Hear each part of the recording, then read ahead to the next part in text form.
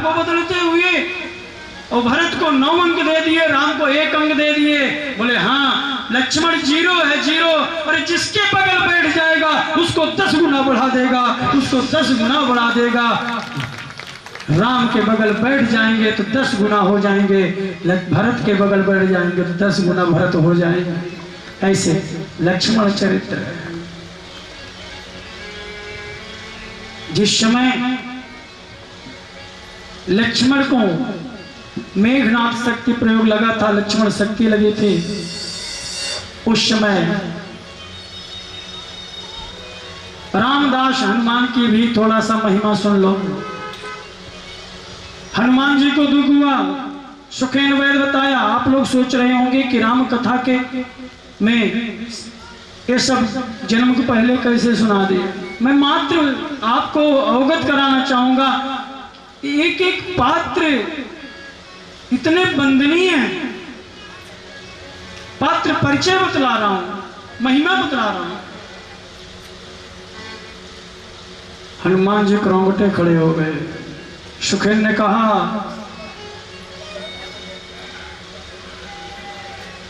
द्रोणागिरी पर्वत पर संजीवनी बूटी है, कौन ला सकता है लक्ष्मण को बचाने के लिए। राम जी रो रहे हैं। सुनते भयो पर्वताकारा, और लक्ष्मण जी के दुख को, राम जी के दुख को देख करके हनुमान जी रोम खड़े हो गए। अभी यह दास हाजिर है, कहां मिलेगा? वहां मिलेगा उत्तर में द्रोणागिरी पर्वत पर। जाएगा कौन? मैं जाऊंगा, यह दास जाएगा। लेकिन ध्यान रखना, सुखेन कहता ध्यान रखना, यदि सूर्योदय से पहले नहीं ला पाए तो लक्ष्मण जी का प्राणांत भी हो जाएगा। ऐसी बात है। हनुमान जी के नेत्र सजल हो गए, सूर्य की तरफ देखे, बोले हे सूर्य ध्यान इतना रखना, संकट अब सूर्य वंश पर है, लंका के नीच राहु द्वारा आघास दिने से अंश पर है। इसलिए छुपे रहना तब तक जब तक न जड़ी पहुंचा दूं मैं, उस समय प्रकट होना भगवान जब संकट निशा मिटा दूं मैं। मेरी सेवा के पहले यदि किरणों में चमत्कार होगा तो सूर्य वंश में सूर्यदेव सचमुच ही अंधकार होगा। आशा है स्वल्प प्रार्थना यह, सच्चे दिल से स्वीकारोगे, आतुर की आर्त अवस्था को करुणा के साथ निहारोगे।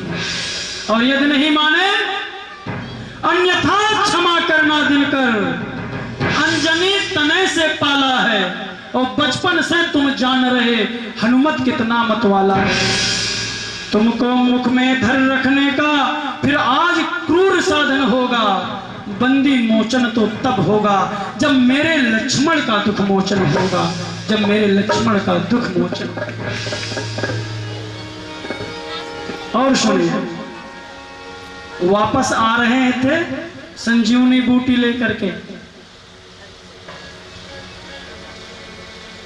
भरत की दृष्टि पड़ी, भरत पहचानते नहीं, लेकिन भरत ने सोचा इसको मैं मार तो दूं, लेकिन क्या पता यह वध करने योग्य है या नहीं है। इसलिए इसको इतना ही घायल करना है कि नीचे आ जाए, इससे परिचय तो करूं कौन है। भरत जी ने कुशा का बाण लिया और हनुमान जी को मारा। हनुमान जी हा राम करते हुए नीचे आ गए। यह महामंत्र की महामधुर, यह महामंत्र की महामधुरी आवाज लगाई है किसने, और मेरे ही रंग रंग नस नस में बिजली दौड़ाई है किसने, मेरे ही रंग रंग नस नस में बिजली दौड़ाई है किसने। भरत जी शरीर पुलकित हो गया, हा राम सुनते ही भरत जी व्याकुल हो गए। आकर के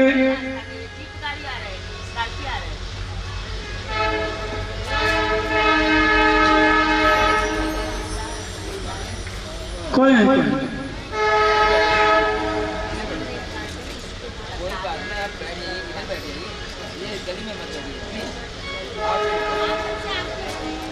अरे भगवान इधर माता जी यहाँ बैठ जाओ, यहाँ बैठ जाओ, कोई इधर। बात नहीं, कोई बात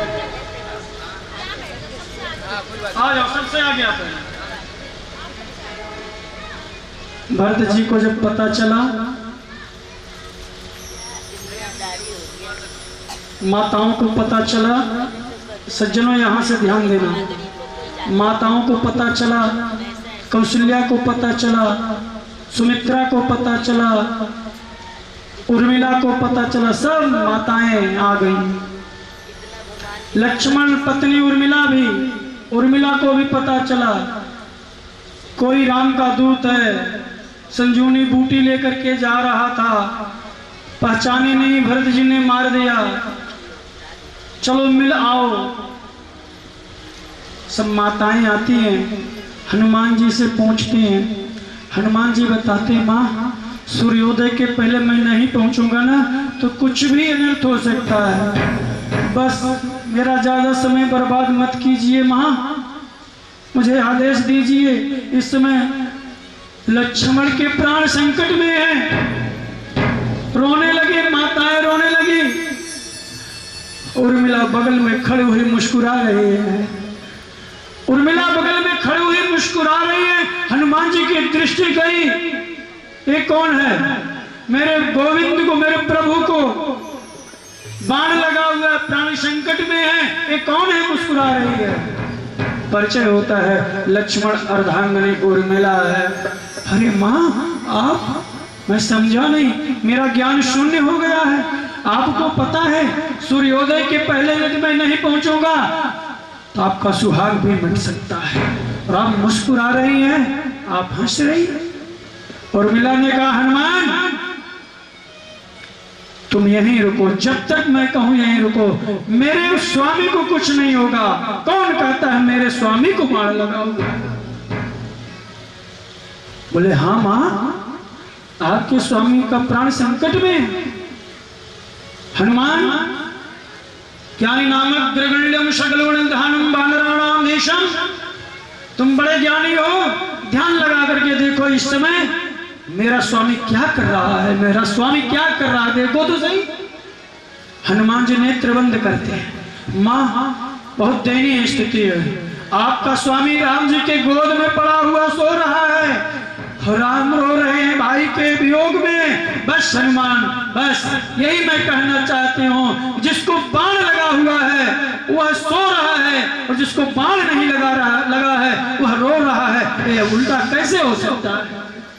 अरे वह बाण मेरे स्वामी को नहीं लगा है, मेरे स्वामी के रोम रोम में राम बसा हुआ है। वो सारी वेदना मेरे प्रभु राघवेंद्र सरकार ने नष्ट कर दिया है। इसी बहाने मेरे स्वामी को मेरा राघवेंद्र सरकार विश्राम दिला रहा है, विश्राम दिला रहा है।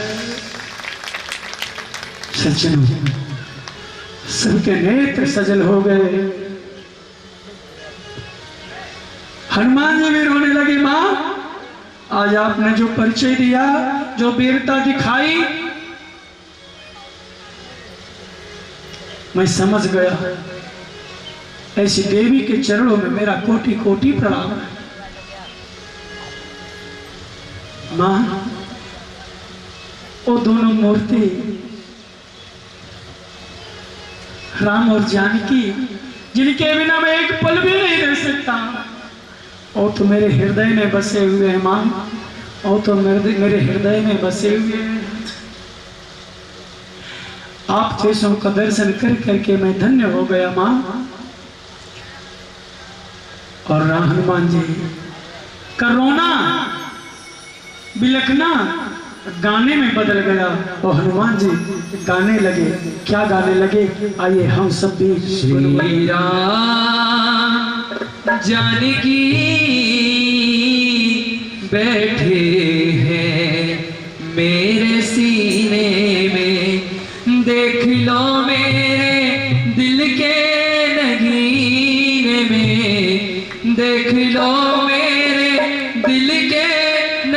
सीने में सिया राम जानकी बैठे हैं मेरे सीने में सिया राम जानकी बैठे हैं मेरे सीने में। ओ देख लो मेरे दिल के नगीने में, देख लो मेरे दिल के नगीने में। ओ देख लो मेरे दिल के नगीने में, देख लो मेरे दिल के नगीने में। सिया राम जानकी बैठे हैं मेरे सीने में सिया राम जानकी बैठे हैं मेरे सीने में सिया राम।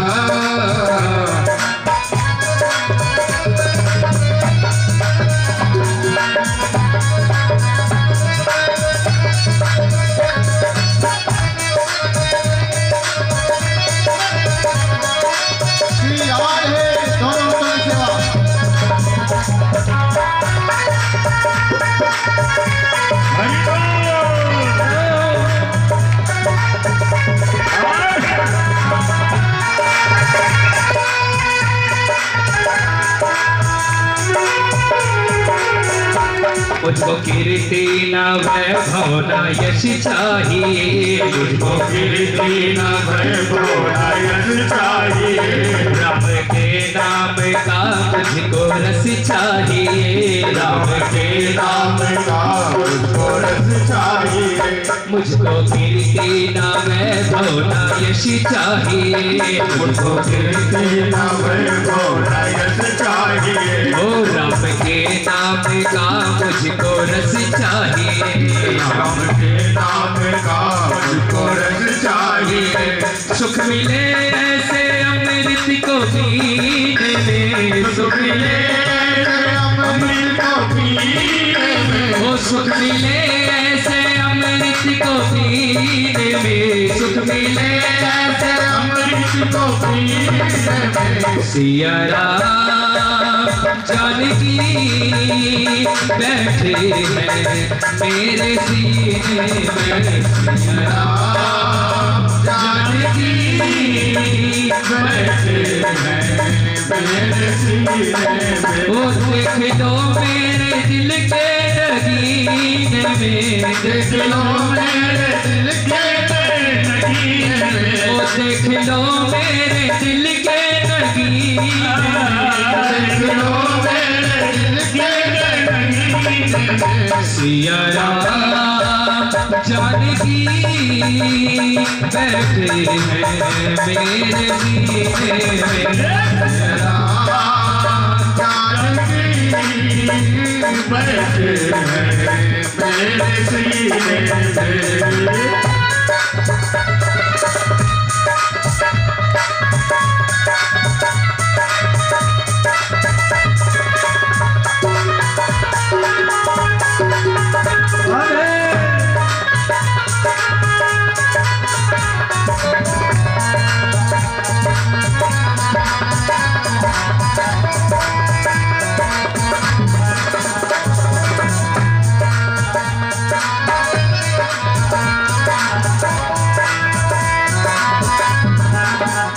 राम रसिया हो मैं राम सुमिरन करो, राम रसिया हूँ मैं राम सुमिरन करो। सिया राम का सदा मैं चिंतन करो, सिया राम का सदा मैं चिंतन करो। ओ राम रसिया हो मैं राम सुमिरन करो, राम रसिया हो मैं राम सुमिरन करो। राम सिया राम के नाम का सुमिरन करो, सिया राम के नाम का सुमिरन करो। सच्चा आनंद है ऐसे जीने में, अरे सच्चा आनंद है ऐसे जीने में। ओ सच्चा आनंद है ऐसे जीने में, सच्चा आनंद है ऐसे जीने में। सिया राम जानकी बैठे हैं मेरे सीने में। सिया राम जानकी बैठे हैं मेरे सीने में।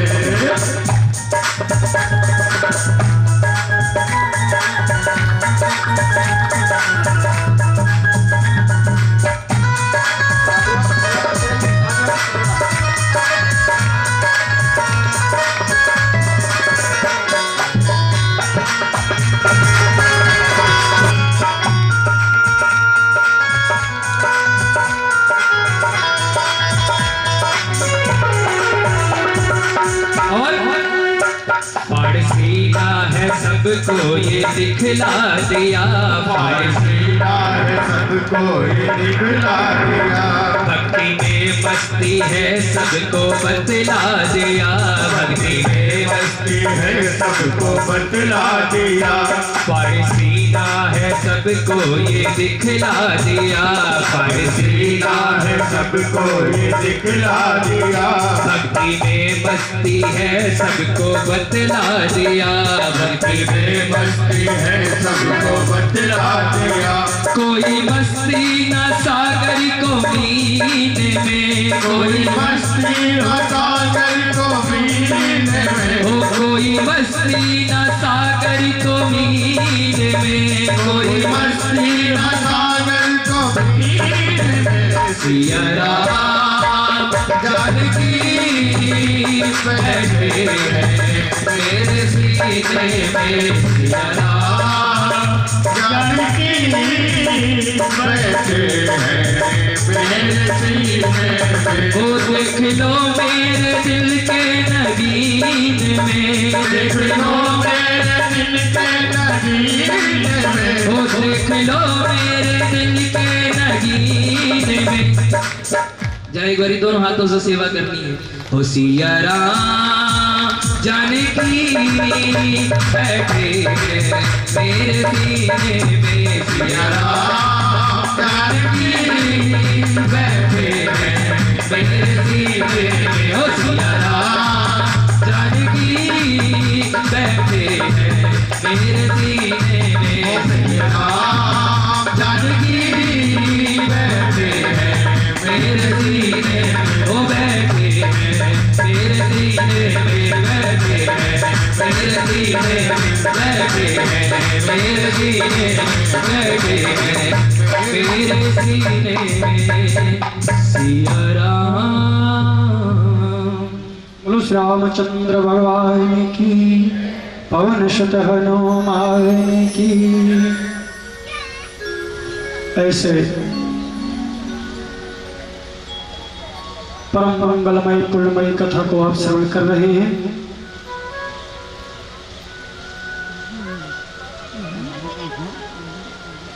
आज हमारे सूर्यवंशी राघवेंद्र सरकार प्रभु श्री रामचंद्र जी का जन्मोत्सव मनाया जाएगा। तत्पश्चात ठाकुर जी का, छोटे भैया का। तो आइए प्रभु के वंशज की तरफ बढ़ते हैं। एक एक पात्र वंदनीय है।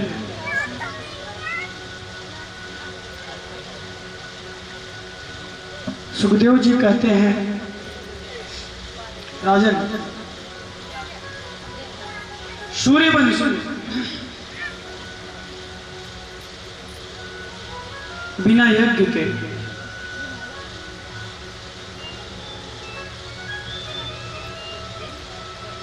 संतान की प्राप्ति नहीं हुई। इससे यज्ञ की महिमा हम बढ़ा रहे हैं। यज्ञ करना हमारे सनातन धर्म का धर्म है, रीति है। यज्ञ का मतलब ही होता है, यजमान का मतलब क्या होता है? हमारे आचार्य इंद्र कुमार जी वेद मंत्रों के द्वारा इतना शुद्ध, इतना सुंदर यज्ञ कराते हैं कि वेद मंत्र सुनने के साथ यही दिल कहता है कि निरंतर सुनता ही रहे, सुनता ही रहे। इतना शुद्ध उच्चारण है। वैदिक मंत्रों में जो शक्ति है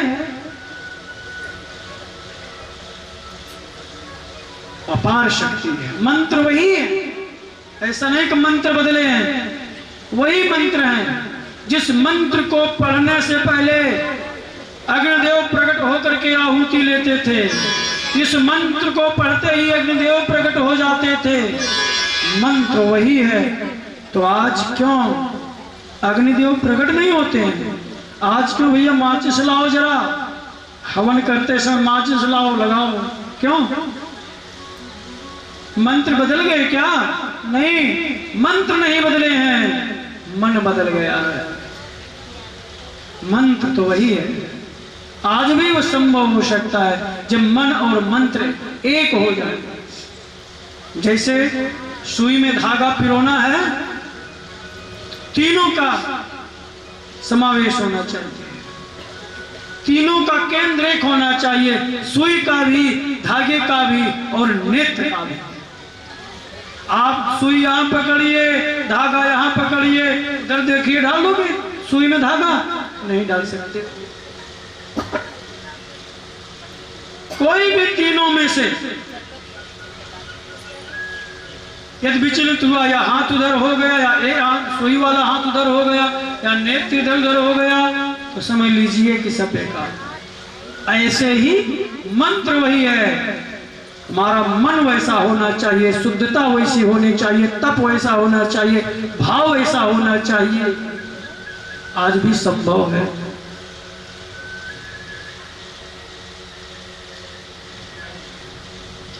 सुखदेव जी कहते, राजन सूर्यवंश का वर्णन करता हूं। तस्य नाभेशम भवता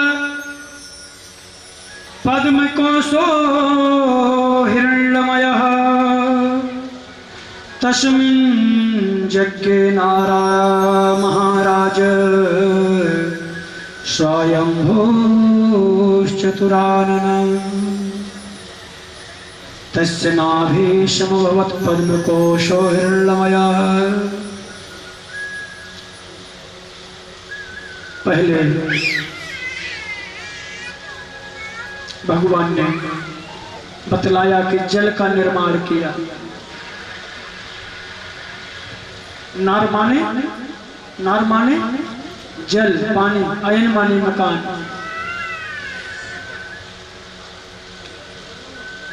जिसमें मेरे क्षीर सागर में रहने वाले भगवान नारायण रह रहे हैं।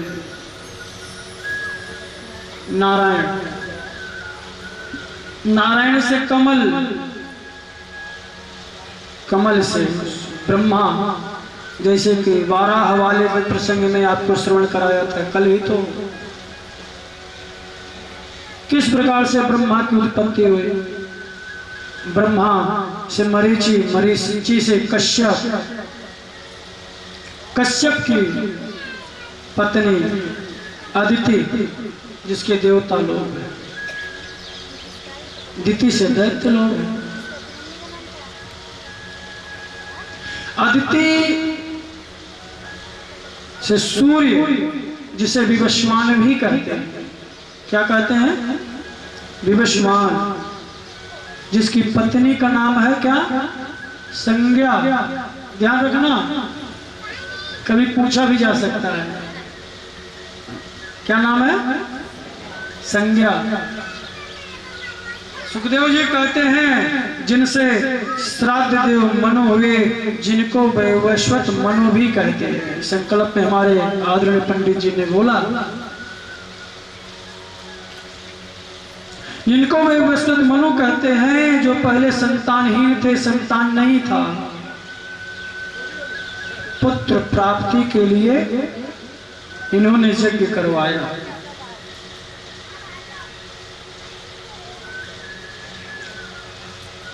पुत्र तो चाहिए ना, कुल का दीपक तो चाहिए ना। इन्होंने यज्ञ करवाया पुत्र की कामना से। लेकिन पति और पत्नी का विचार एक नहीं था। जैसे यज्ञ प्रारंभ हुआ, यज्ञ प्रारंभ करवा करके वैवस्वत मनु चले गए, पीछे से देवी जी आ गई। पंडित जी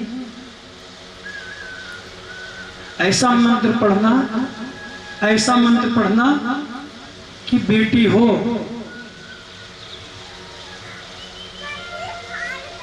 और वैवस्वत मनु ने पुत्र की प्राप्ति के लिए यज्ञ करवा रहे थे। पंडित जी महाराज वैसा ही मंत्र पढ़ा, मंत्र शक्ति से बेटे की जगह बेटी हो गई। वैवस्वत मनु को बड़ा आश्चर्य हुआ, मंत्र की शक्ति कैसे बदल गई। मैं तो यज्ञ करवाया था पुत्र प्राप्ति के लिए, ये बेटी कैसे हो गई। बहुत दुख हुआ। पता चला कि ये सारा खेल हमारी देवी जी ने खराब किया। क्यों जी? आप बेटी चाहती थी? हाँ बेटी चाहती थी, तो क्या हुआ? ये अच्छी बात है, बेटी होना अच्छी नहीं, बहुत अच्छी बात है, लेकिन बेटी भी हो जाता है। लेकिन पहले मैं बेटे के लिए यज्ञ करवाया था। बोले कोई बात नहीं।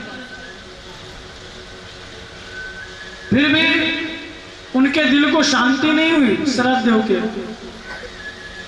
वशिष्ठ जी के पास गए, वशिष्ठ जी से प्रार्थना किए, गुरुजी कुछ उपाय करो, मैं बेटा चाहता था। हमारी श्रीमती जी ने ब्राह्मणों से मिल करके बोली कि ऐसा मंत्र पढ़ो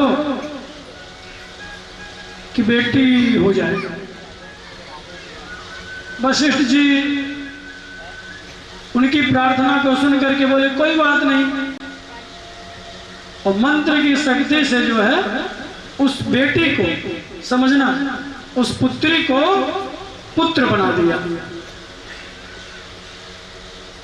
मंत्र की शक्ति से ऐसी शक्ति है।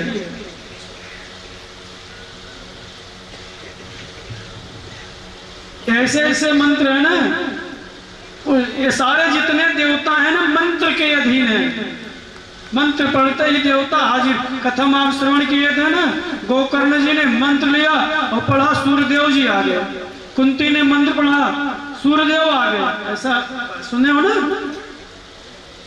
ये सारे देवता मंत्र के अधीन हैं, और वह मंत्र ब्राह्मणों के अधीन है। सोचो आप जरा, देवता किसके अधीन है?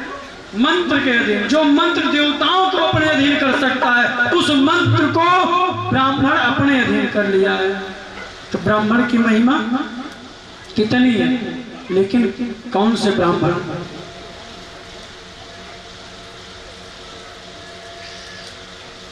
जो अपने उस तप से, संध्या से, उत्प्रोत पूजा पाठ से, नियम से। सुखदेव जी कहते हैं राजन, वशिष्ठ जी उस पुत्र को पुत्री बना दिया, पुत्री को पुत्र बना दिया, जिसका नाम सुदुम्न रखा गया। क्या? सुदुम्न। अब श्रद्धेव बहुत खुश हुए, चलो बेटा हो गया।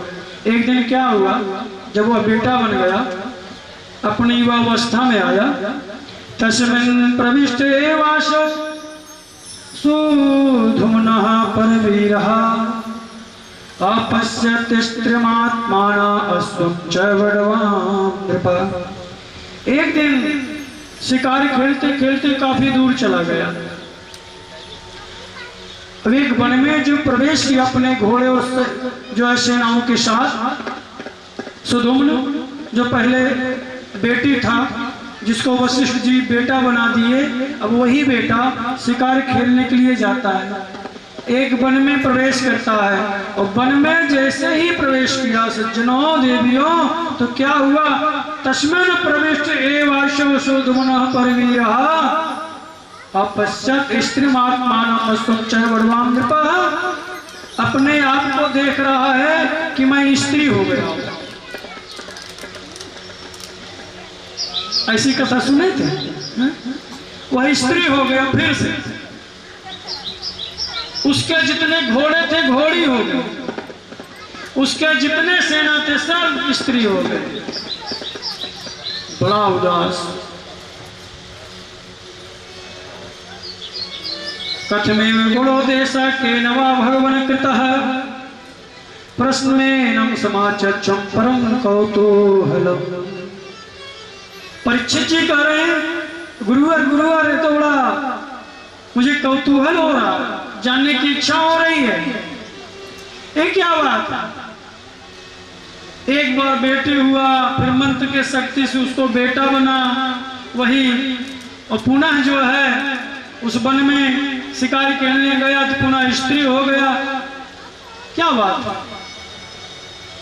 सुखदेव जी कहते हैं राजा, उस वन में वही राजा नहीं, कोई भी जाता तो स्त्री बन जाता, कोई भी राजा, वो वन ही ऐसा है।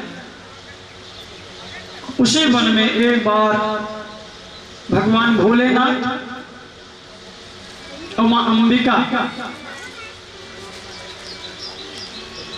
पार्वती मैया वन विहार कर रहे थे। और जैसे ये लोग पहुंचे, देख लिए भगवान भोलेनाथ को, मां अंबिका को।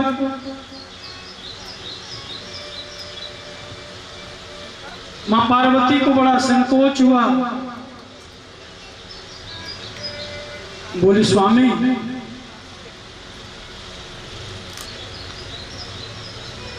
हमें अच्छा नहीं लगा। भगवान भोलेनाथ ने कहा तो क्या चाहते हो। बोले कैसा करो ये सब हमारे स्वजाति हो जाएंगे। भगवान भोलेनाथ ने ऐसा वरदान दिया कि जो इस वन में आएगा वह स्त्री हो जाएगा। वो उस वन का ही नाम रख दिया गया अंबिका वन। क्या उसका नाम अंबिका वन। और सुनो मजे की बात, उसी अंबिका वन के बगल में चंद्रमा का बेटा रहता था जिसका नाम था बुध। चंद्रमा का बेटा बुध रहता था। और बुध ने जब इनको देखा सुधुम्न को स्त्री के रूप में सुंदर, बुध देखते ही मोहित हो गए। और बुध जो है उसके साथ जो है गंधर्व विवाह कर लिया।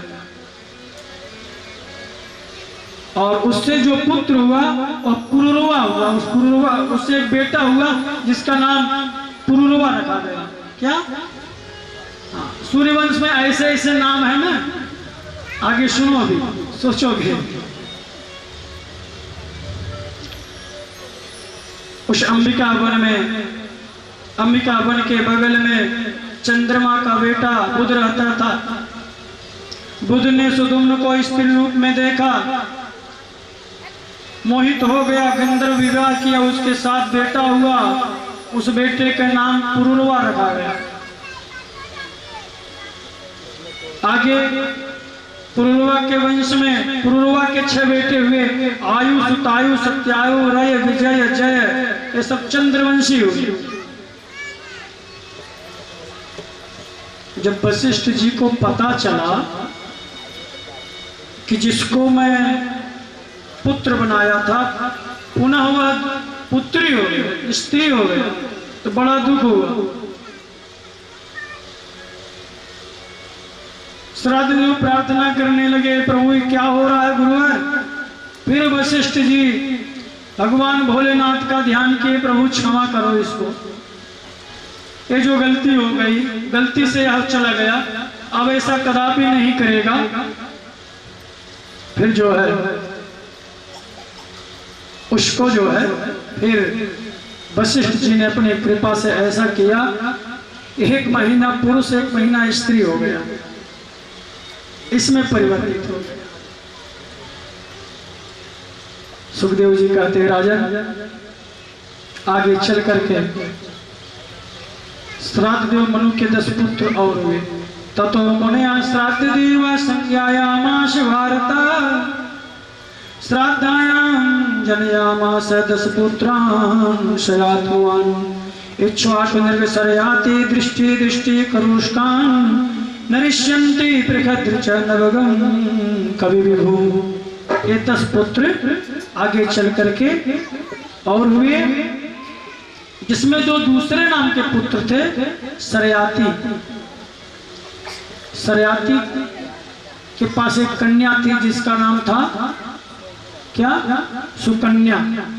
एक बार सरयाती अपने सेनाओं के साथ शिकार खेलने के लिए गए। एक वन में जाते हैं तो वहां क्या देखते हैं कि एक आश्रम है। उनको तो पता था सरयाते को, वह आश्रम च्यवन ऋषि का था, लेकिन उसकी जो बेटी थी सुकन्या उसको नहीं पता। और चपलता पर जा करके च्यवन ऋषि समाधि में लीन थे। इतनी घोर तपस्या, इतने दिनों से तपस्या कर रहे थे, उनके शरीर पर दीमक लग गया था, मिट्टी चढ़ गई। एक बार समाधि में लगते थे करके 1000 वर्ष तक समाधि में रहते थे, ऐसे ऐसे ऋषि थे। तो सुकन्या ने क्या किया पता है, जा करके कांटा ले करके आंख में चुभो दिया। यह नहीं जान करके कि कोई ऋषि है, ऐसे ही कौतूहल। और च्यवन ऋषि के नेत्र से रक्त बहने लगा। जब सरयाती को पता चला, सरयाती क्षमा याचना किए और फिर सरयाती ने अपने कन्या को च्यवन ऋषि के साथ विवाह कर दिया। सुखदेव जी कहते राजन,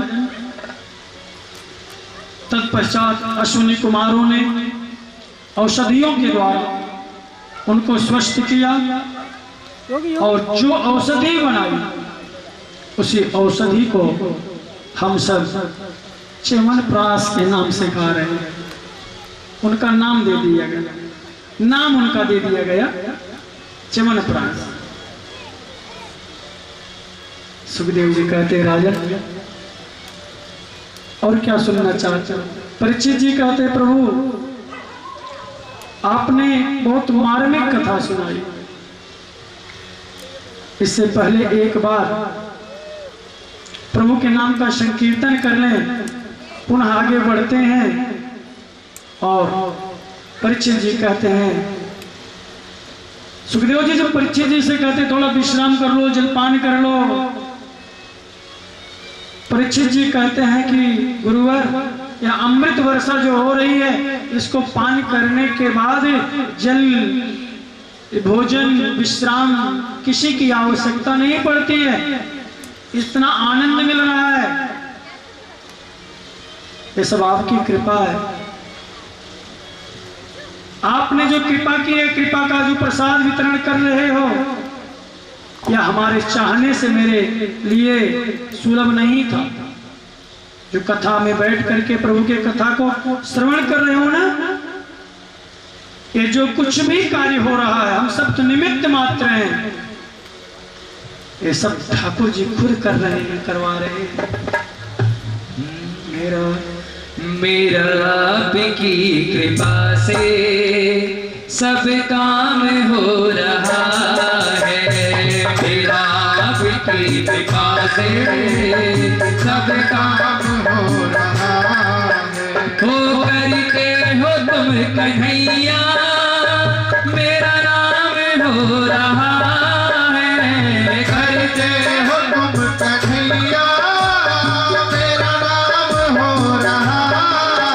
हो करते हो मुरली वाले मेरा नाम हो रहा है, करते हो मुरली वाले मेरा नाम हो रहा है।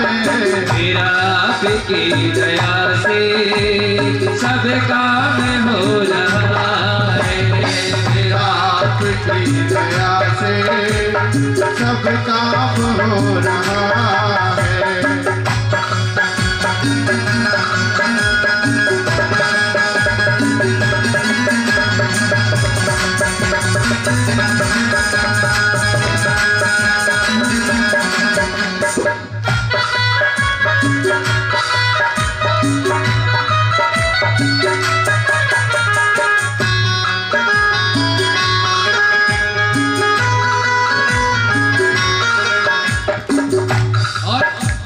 मैं तो नहीं हूँ काबिल, तेरा पार कैसे पाऊँ।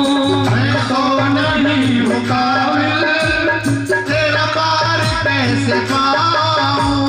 टूटी हुई वाणी से गुणगान कैसे गाऊँ। टूटी हुई वाणी से गुणगान कैसे गाऊँ। करता नहीं मैं कुछ भी, करता नहीं मैं कुछ भी, ये तमाम हो रहा है। मेरा आपकी कृपा से सब काम हो रहा है। ओ करते हो तुम कन्हैया, मेरा नाम हो रहा है। करते हो मुरली वाले, मेरा नाम हो रहा है।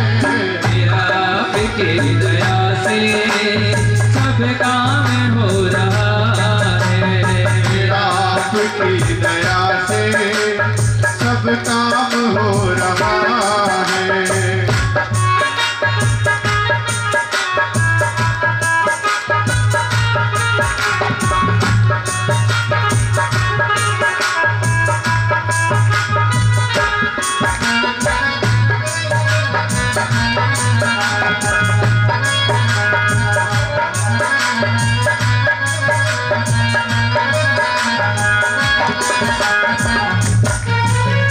पतवार के बिना ही मेरी नाव चल रही है।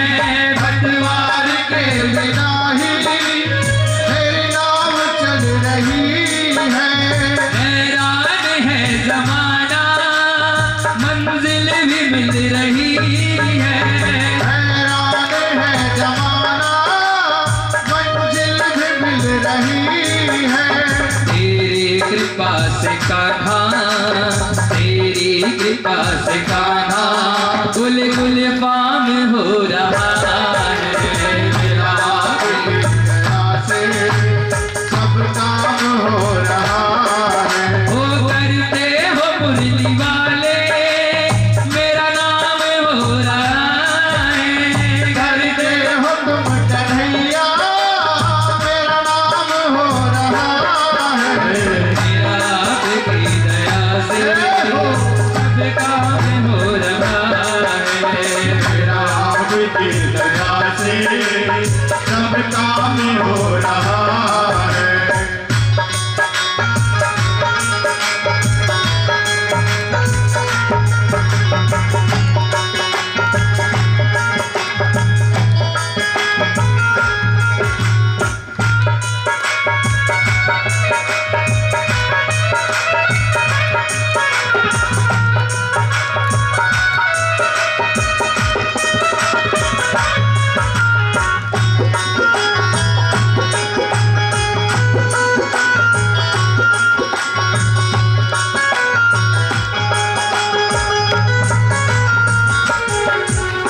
तुम पास हो जो मेरे, किस चीज की कमी है।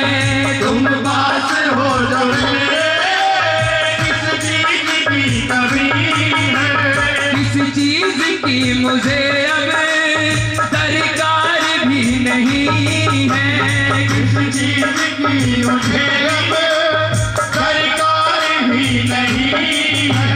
तेरी प्रेरणा से ही अब, तेरी प्रेरणा से ही अब ये तमाम हो रहा है।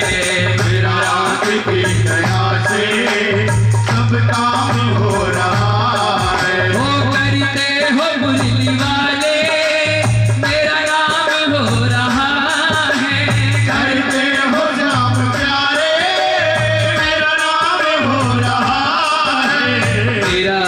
आपकी दया से सब काम हो रहा है। आपकी दया से सब काम हो रहा है।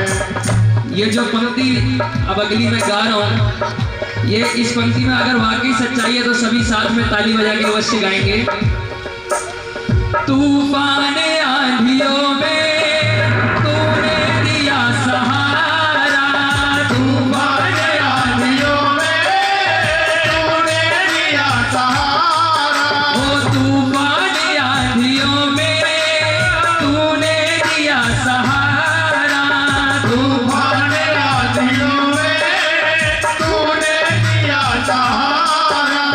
तुम कृष्ण बन के आए जब मैं बना सुदामा, तुम कृष्ण बन के आए जब मैं बना सुदामा। ओ तुम कृष्ण बन के आए जब मैं बना सुदामा, तुम कृष्ण बन के आए जब मैं बना सुदामा। करता नहीं मैं कुछ भी, करता नहीं मैं कुछ भी, ये तमाम हो रहा है मेरा आपकी दया से सब काम हो रहा है। मेरा आपकी दया से सब काम हो रहा है। वो करते हो तुम कन्हैया मेरा नाम हो रहा है। करते हो वाले मेरा नाम हो रहा है। वो करते हो मुरली वाले मेरा नाम हो रहा है। करते हो मेरा नाम हो रहा है मेरा आपकी दया से सब काम हो रहा है।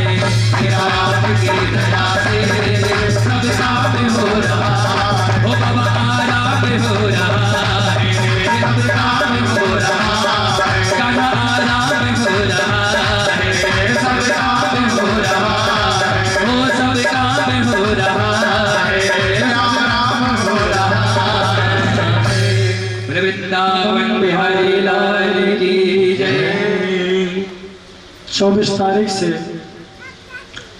यह अमृतमयी कथा होने वाली थी जब, तो 23 तारीख को ही रात्रि को जो मौसम था आपको पता ही है। हमारी श्रीमती जी बोली अब कैसे होगा, क्या होगा। हम कहे शांति से बेचैन होकर के सो, उनका काम है वो जाने क्या करना क्या नहीं करना।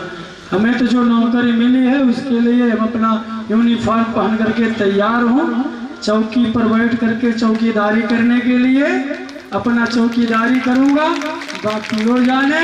और जमीन पर बैठ करके हमारे जमींदार लोग कथा सेवन कर ही रहे हैं।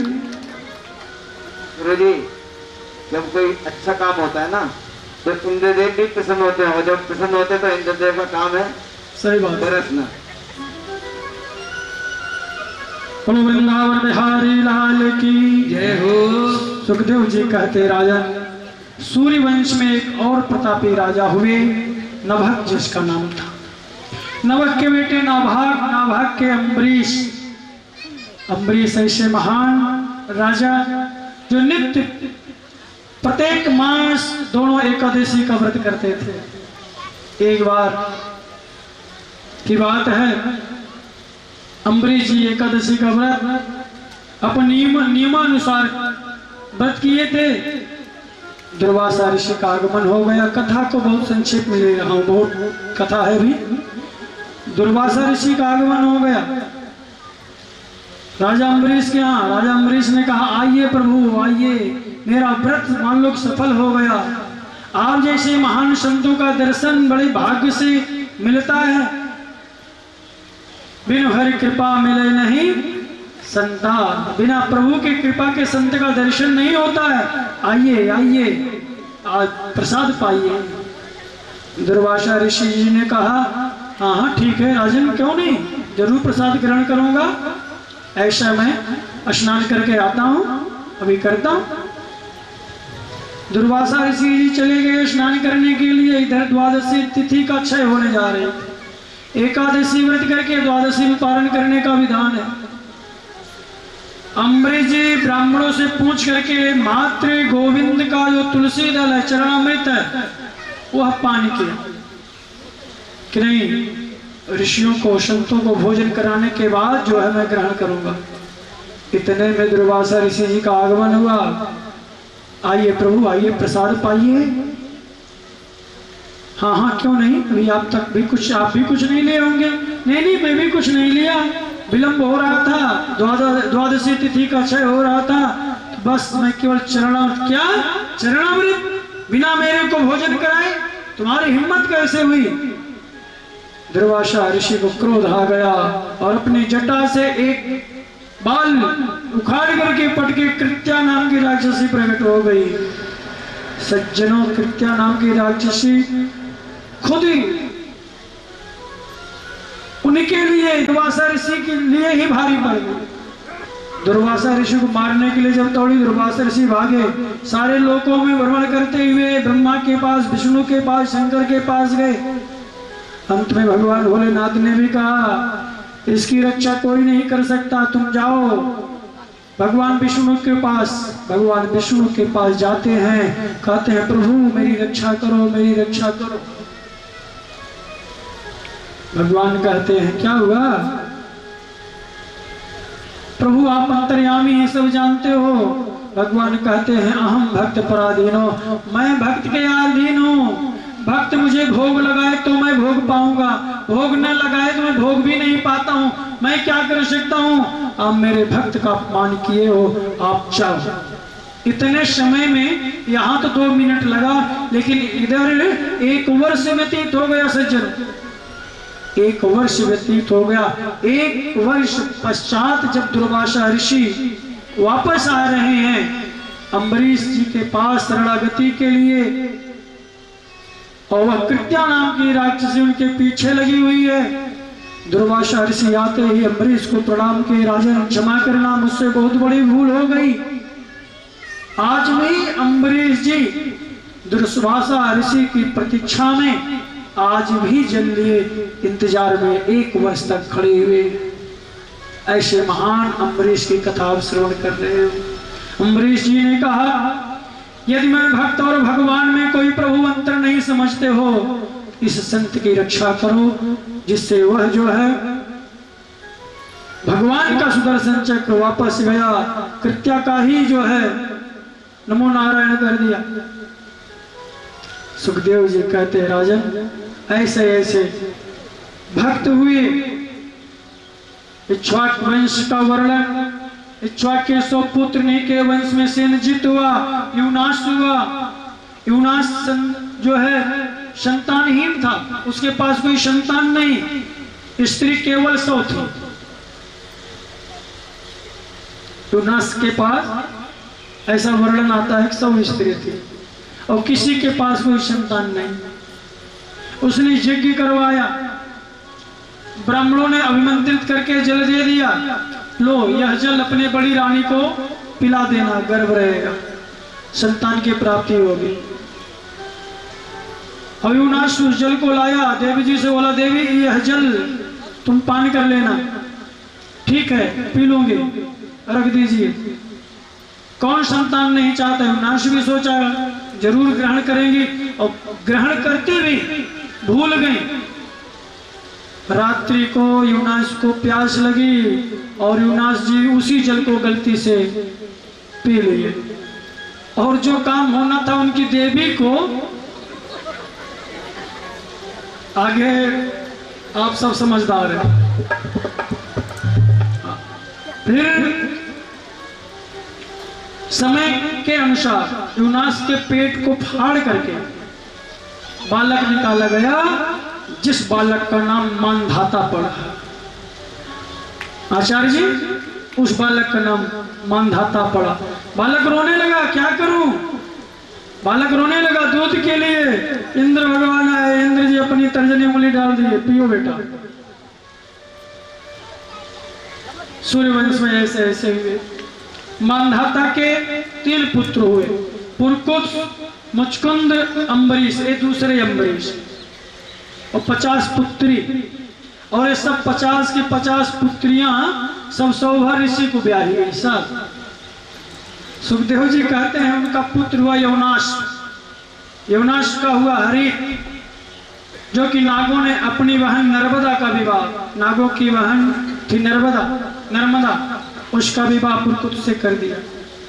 पुरकुत्स का बेटा त्रसदस्यु, याद कर लेना नामकरण के लिए बच्चे होंगे तो नाम रखने काम आएंगे।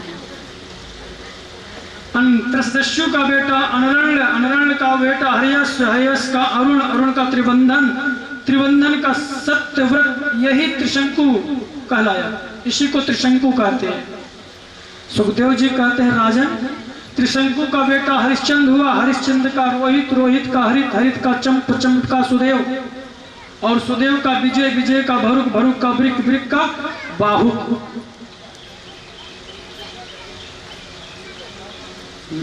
बाहुक हुआ। बाहुक का ही बेटा सगर। सुखदेव जी कहते राजन, बाहुक राजा के जो पत्नी थी, हमारे बीच में परम आदरणीय सम्माननीय, हमारे क्षेत्र के माने जाने, मैं क्षेत्र के पूरे भारतवर्ष का ही नाम लेना चाहूंगा, भजन सम्राट सुंदरकांड के महान प्रवक्ता परम आदरणीय हमारे बड़े भाई राम प्रसाद शर्मा जी, संचालक गीता भवन, और उनके समस्त साथी आकर के अपना आशीर्वाद प्रदान कर रहे हैं, उनका हृदय से अभिनंदन।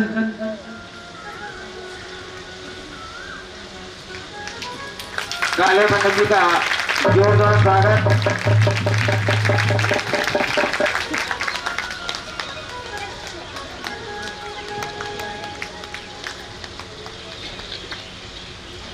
हमारे आदरणीय पंडित जी का ऐसा स्वभाव है कि ब्राह्मण होते हुए परम ब्राह्मण भक्त, संत भक्त, क्षेत्र में कोई भी कैसा भी मंगलिक कार्यक्रम हो, जरूर इनका विशेष आग्रह रहता है कि यहाँ पर जो है जरूर आया जाए, और निश्चित रूप से इस क्षेत्र में कोई भी मांगलिक कार्यक्रम हो, बिना वहां पहुंचे मैं मानता हूं कि सफलता ही नहीं प्रतीत होती है, ऐसा भाव है।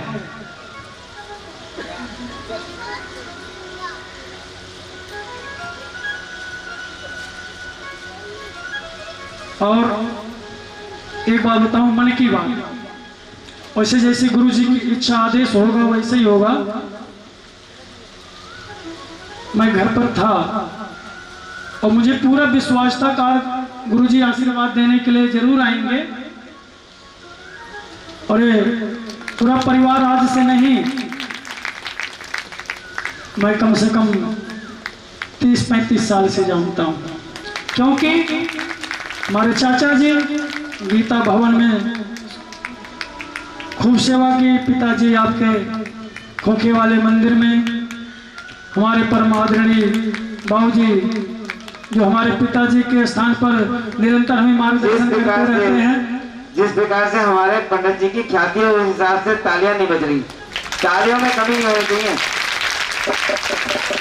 और मैं बताना चाहूंगा, समय को देखते हुए आगे, जैसे गुरुजी की इच्छा, मैं जब आ रहा था ना, मैं सोचा था गुरुजी का आशीर्वाद एक भजन के रूप में लूंगा समय के अंतर्गत, और वो भजन गुरुजी मैं भी बता दूं, मन की बात, जैसी आपकी इच्छा होगी, जैसी ठाकुर जी की इच्छा होगी। इनका एक भजन हमारे दिल को इतना भा गया है कि इनकी आवाज गूंजती रहती है, वही जब गाते हैं फूलों में सज रहे। तो सुखदेव जी कहते हैं राजन, राजा बहू की सौ पत्नी, पुत्र किसी के पास नहीं, ब्राह्मणों ने औषधि बनाई, बहू को भी बोले कि ले जाकर के अपनी बड़ी पत्नी को खिला देना, जिससे संतान की प्राप्ति होगी। राजा बाहुक ने अपनी पत्नी को खिला दिया, जिससे जो है अन्य पत्नियों को ईर्ष्या हो गई।